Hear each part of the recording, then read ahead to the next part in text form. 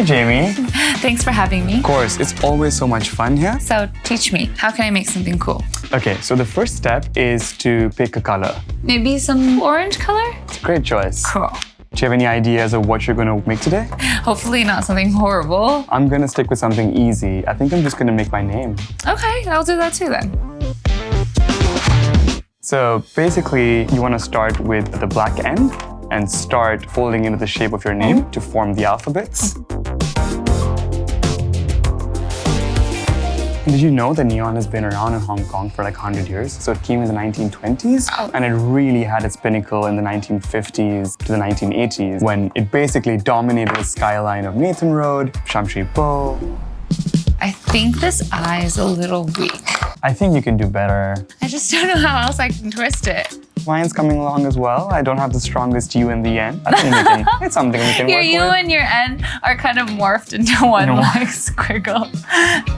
It's interesting how neon is so integral to Hong Kong's visual culture and identity. Absolutely. I mean, if you think about it at its core, it's just quite simply glass tubes filled with gas in different colors, but it's become such an essential part of Hong Kong's streetscapes. Definitely. I think when I first moved here, it was the first thing that I noticed as well. I always wanted to see it in person because, you see it in movies sometimes. That's the part that's been captured so well in Blade Runner, Chungking Express.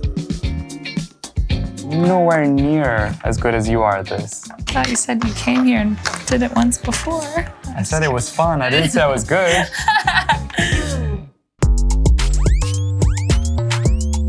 They don't use neon all the time now, do they? I think there's been a switch over to LED that are probably more safe, economical, and efficient. So neon is a little bit of a dying art in a way. Makes sense.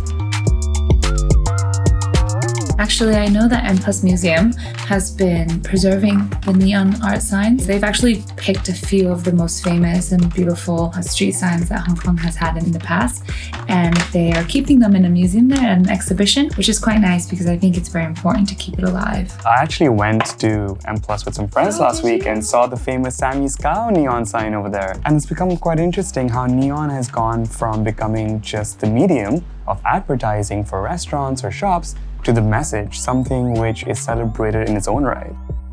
Oh, looks like you're almost done. Mine is not looking that bad. That looks pretty good, Jamie. It's not that bad, right? So let's see yours. All right, so that J wow. was particularly hard to do. It looks really good. Yeah, not too bad, not too shabby, is it? Yeah. Now for the fun part. So we can really add a kick and add some oomph around this by adding like a border. Maybe I'll do like a purple flower. I'm gonna try and take a stab at making one of those pawn shop outlines. How's your, nice circle.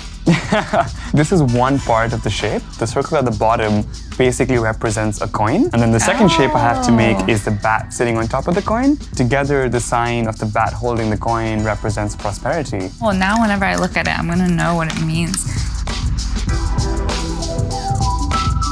I think I'm done.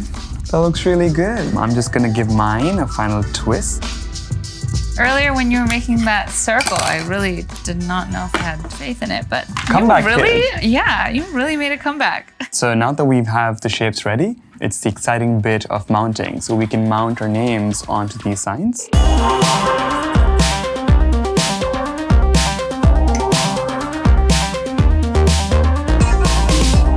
Okay, I think mine's finished. Oh, that's lovely. Yeah, is it Yeah, good? very nice. I think I'm done as well. Oh, hey, Thoughts? really good. I think M+ might put that up. I'll be sure to put it in an application.